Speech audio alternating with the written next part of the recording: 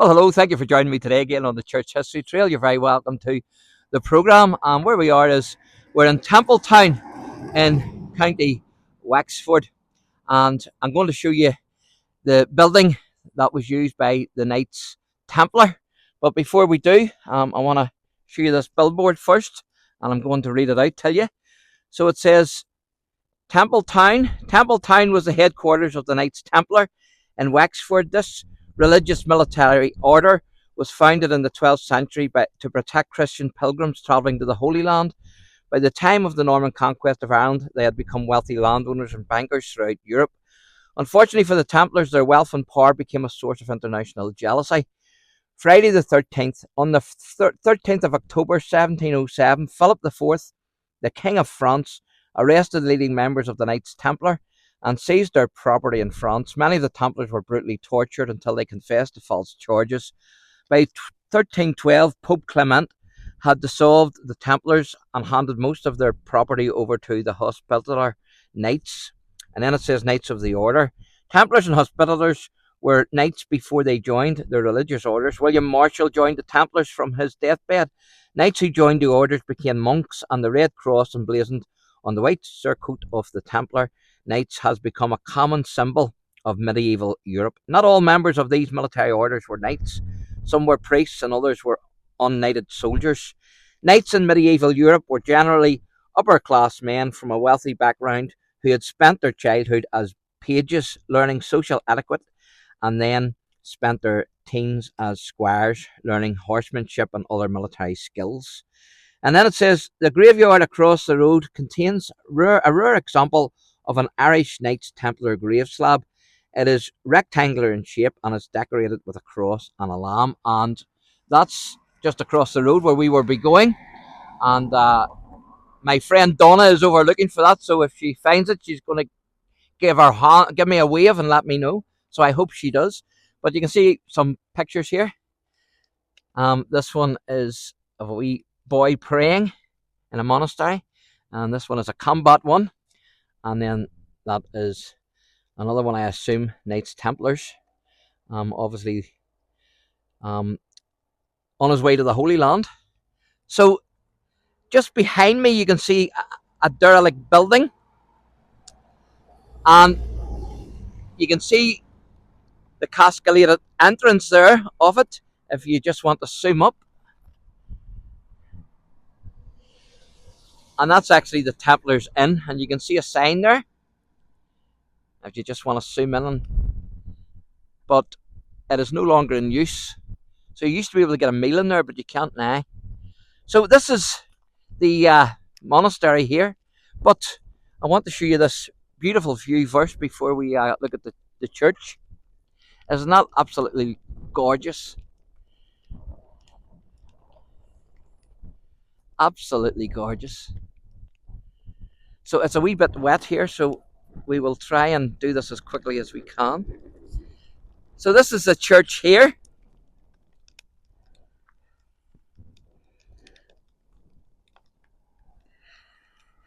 And again, I can't rush because I'm on crutches.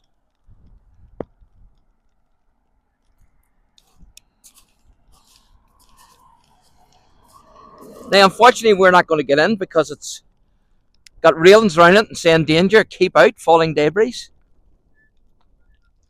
which is a bit disappointing. But this was used by the Templars. So there's another piece of information here, and it says Templtown. The Knights Templars were founded by the Crusaders in Jerusalem early in the 12th century, 1172. King Henry II granted extensive lands to the Templars along the eastern shore of Waterford Harbour.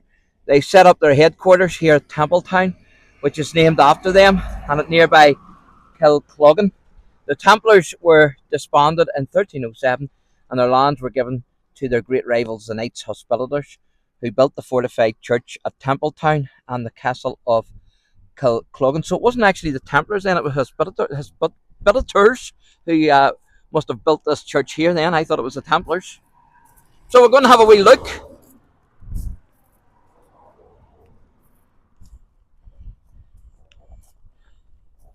So this is it here.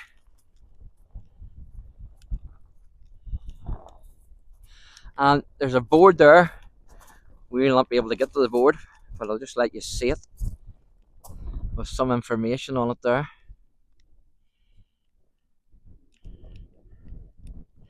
It's called the Norman Way, this.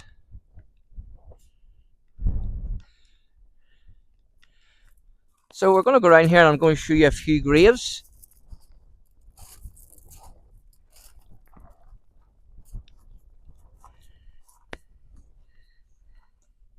You didn't find the grave, Donna? It's just one flattened across on it, but I don't see the land. And whereabouts is that, over the far side? I'll take us over there now, Donna, will you?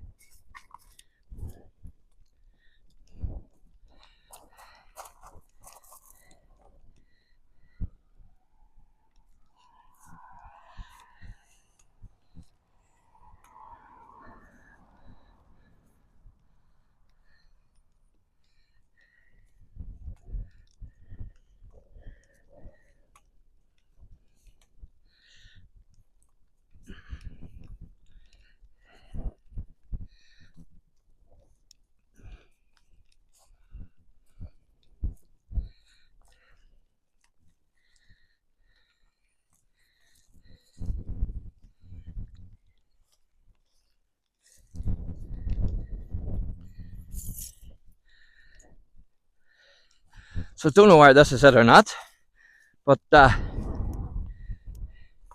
would assume that that's probably it. I don't see a lamb. There's meant to be a lamb on it, but it could be hidden. So that could be it.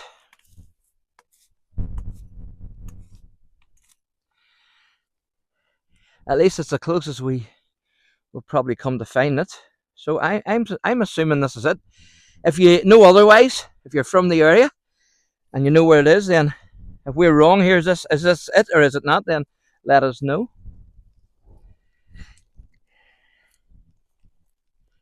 So we're going to go around the back of the church here. But before we do, I want to show you another grave. And this one was a POW. So this is the grave. It says here, in memoriam of Gunner Michael Walsh, 9th Royal Artillery Coast Regiment, who died in captivity as a Japanese prisoner of war, 5th of March 1943, Singapore, last we forget. And this was erected by the Wexford branch of the Royal British Legion with grateful public and private donations in 2013. You can see the shamrock there as well as the poppies together. So there you go. And you can see the tower there of the church.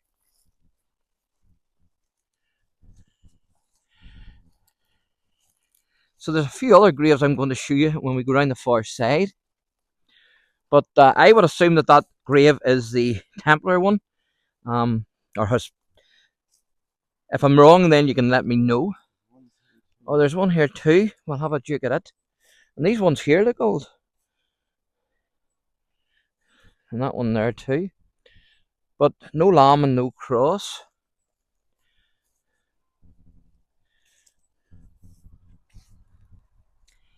No, I don't see any lamb or maybe a cross there. Not.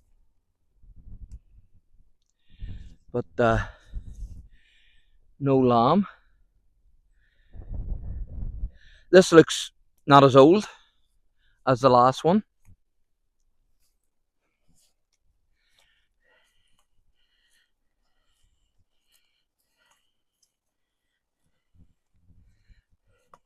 So this is the back then of the church.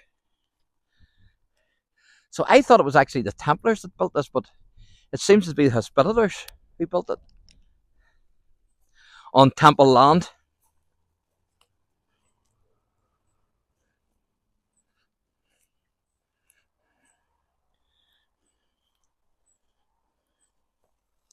So there's more graves here, war graves, that I'm going to show you.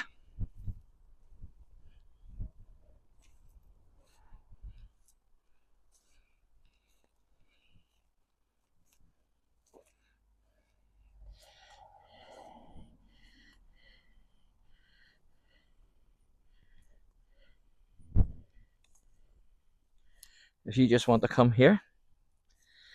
So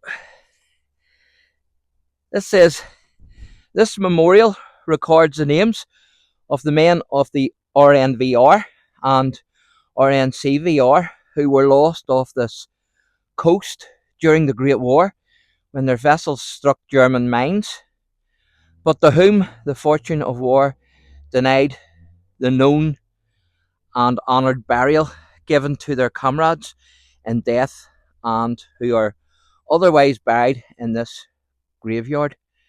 And so it mentions them, 20th of April 1917 and also 12th of July 1917. So you can pause the video and have a wee read there. And you can also have a look at these ones here as well. So that's a memorial to the seamen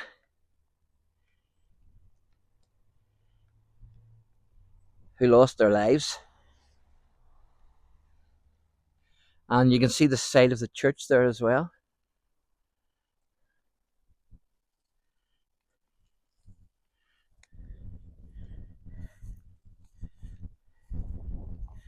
Just a pity the railings are up, but such is life, these things happen. And there's not much you can do about it. So that's us full circle.